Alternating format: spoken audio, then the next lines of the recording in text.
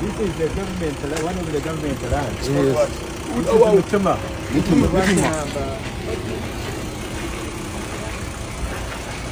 Yes.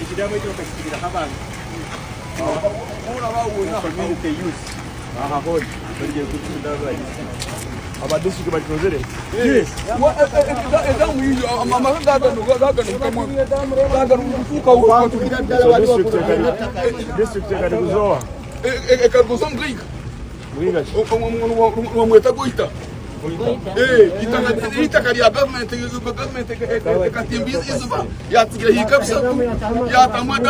You are representing anti-corruption.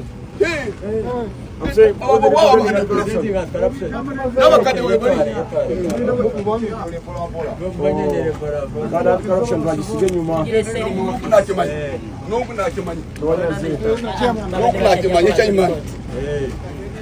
So, where is the region? RPC.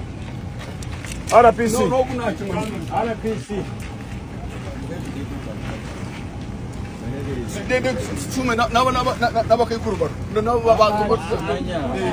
Okay, ati kwenda mugambira ba mawule story erichi yenyini. Afande, do you know about this land? This one is new. Where is the DPC? Okay, DPC. Harika. Harika. Oh, Gori. Nibamoto. Ogo. Omon. Yes, sir. Why are you beating people? This is a government land. But it's the one saying. I've beaten anyone. Okay, saying he doesn't know English, but he's saying you are the one who was commanding people here.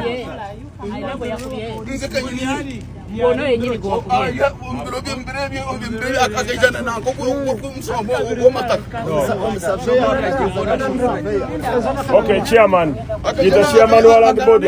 Chairman of land body. The chairman of land body. Akati now, I'm going to ask DPC. Okay. This is the land. So now RPC, RDC is here. Okay. What I remember about here, there's the grade 1. There's a file that is in the grade 1 office.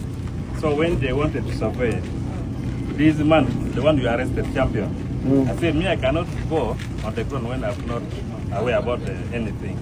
Let me go and meet the grade 1. I went to his office. Then he told me that there's a file here, but we needed a government surveyor to reach on the ground, survey, to make him make a comprehensive report. That is how we came here and the survey. Then we went. How many acres did you survey? 2 hectares. Hectares? Yes. That is how many acres? 100 acres? Just these acres, just small acres. 32 acres. 32. So that is the land remaining for the government. According to the grade 1, according to grade 1, that the 10 hectares should remain, including the dam, public dam. should remain for the community. For the community. That is what they did. Then we went back. Okay. Yes, sir. Now I'm going to listen. I'm now going to add on government on what the magistrate has said. The magistrate has said 10 acres should remain, but then why are they selling the others? Yes. All the land should remain for common use, for public use. Yes, sir. Because it is government land. Yes. No one has a right to sell government land unless he has clearance of parliament. Yes. If it is district land board, the district has a mandate, but its mandate is on some other land, not on the government ranch land. Yes, the government ranch is under Uganda Land Commission. Yes, sir. Chairman LC5. So now waliwo takadene wanayika ng'ebikumi bisatu era ne government edda nasukkawo semba buli museera ebyo naye ninvaawo ningenda mu mirimo emirala waliwo damu gye basimeyo yaliwo yakawumbi eri munda eyo abantu tebakyagendayo ettaka lyonna RDC please come.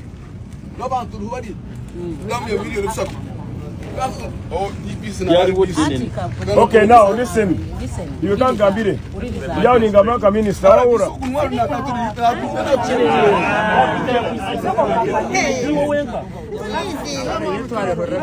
Don't just stage people on me. I want to tell you. Don't stage any person on me.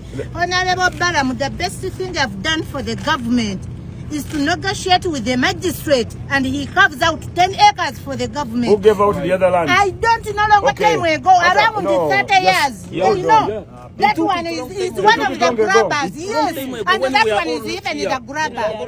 He's not supposed to be here. Only supposed to be He's also a grabber. Yes, he is. He's a grabber. Okay, listen to me. Madam Sebo, you listen to me when they said I'm talking to you as a minister. In the meantime, 10 acres should be kept as public land. Yes. And that 10 acres abakulisiza nente mutunge fence yanyu mfensinge kurungi ente ambalizi kutaha okuura then zile zisigaire zibayibire tugenda kusaba anti-corruption to investigate that file to find who sold the land. Yes. And how was government land sold and by who. Then when the government land is rescued, then I will ask Honorable Frank Tumwebaze and the Uganda Land Commission to put for you a demonstration farm here, a small farm for you to learn by narrow. Morire. So don't quarrel over anything. If you have a farm where you can keep your cows, where you can a dam for your cattle consumption, appreciate waura. So mbagambire wasigire eka 10. Eka 10.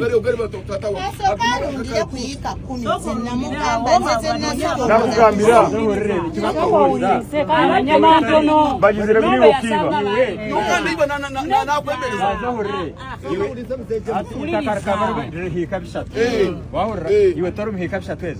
Mehatu nubatumika sorry muhika bisatu tozirumu ndumone deno izikatutiyanye kasino ho akwira nyundo moni ka government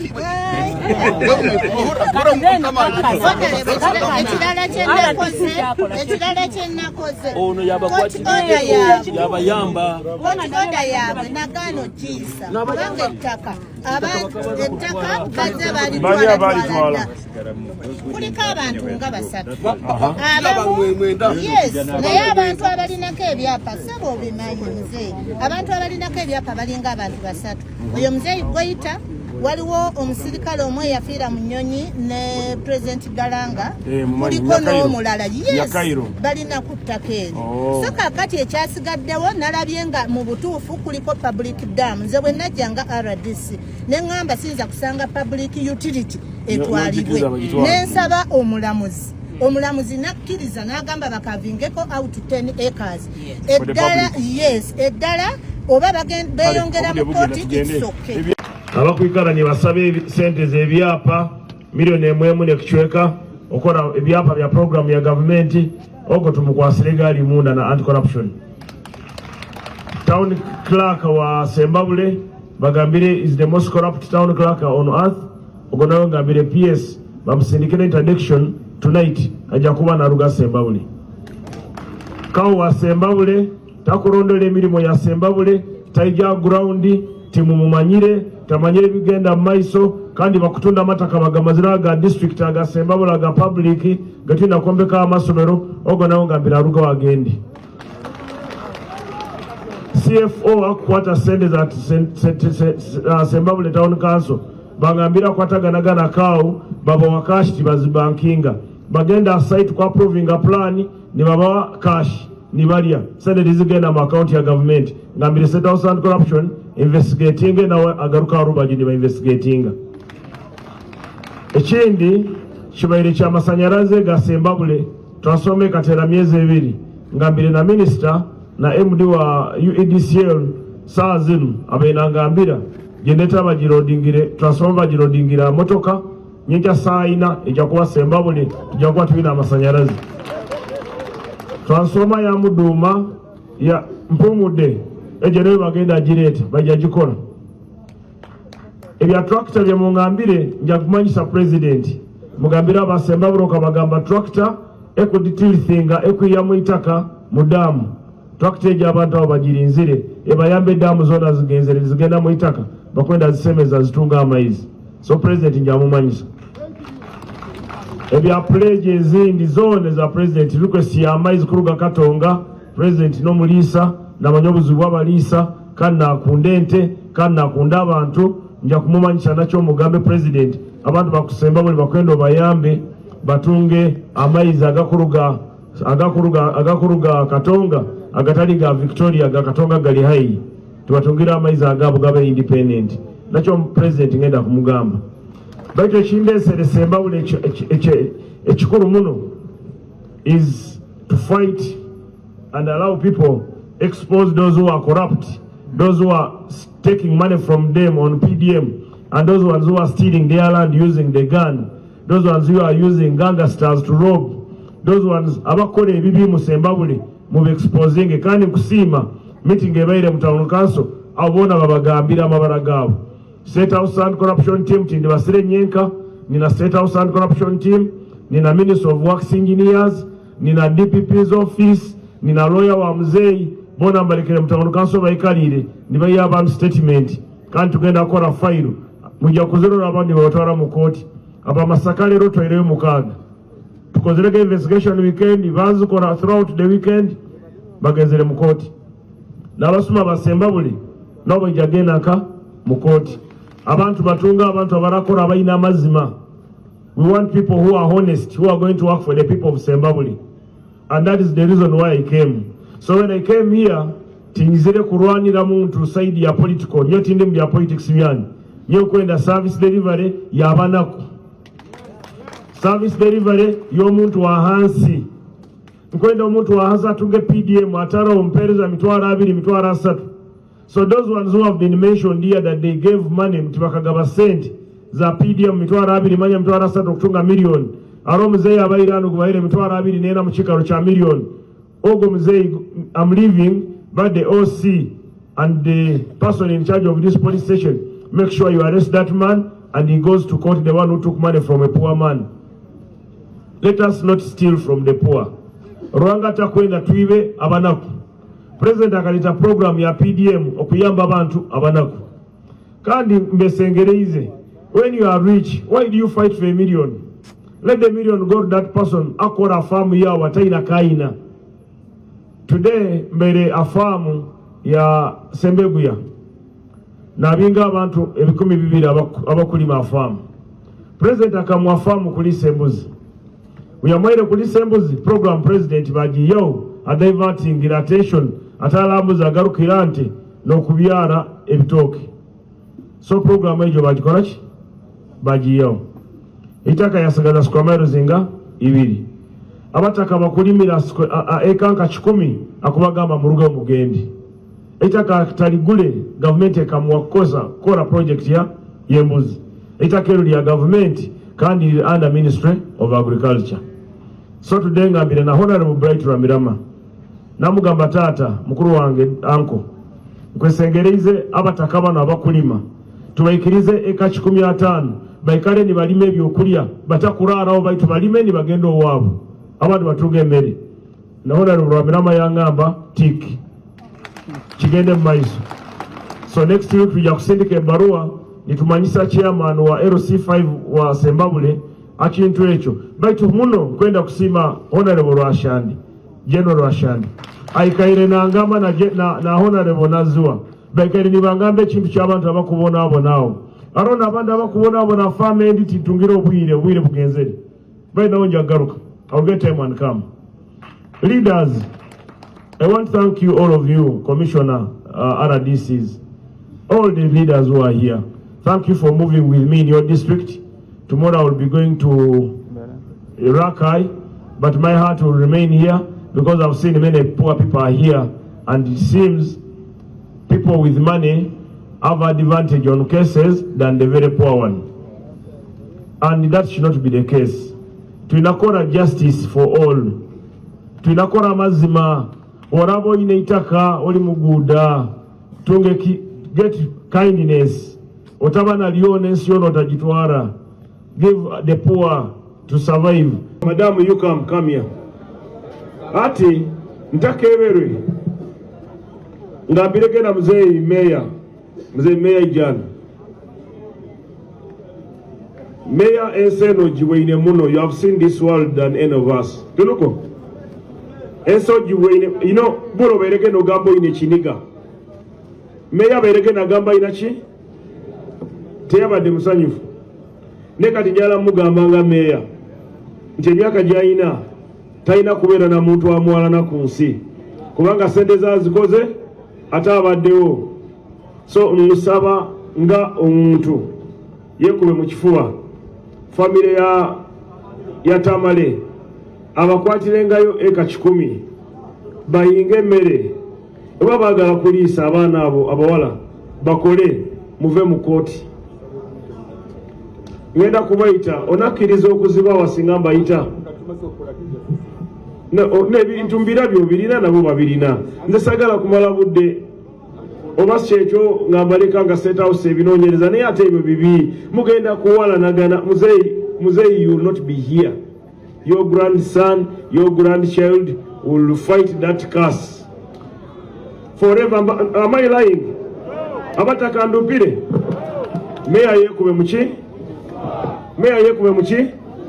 the city lawyer, city judge, but I'm a servant of Christ and I'm a Democrat. I love people. That is all. No njagala wemba ndi busy solo ko omuntu gwenesiga nakutuuza mukuwe General Rwashande nkwaira omulimo na Woman MP na General Katirima abantu bayinga mwikaze family ejo mumpe report in 1 week mwetere mu kifuba family ya Tamale weri wano oba bageze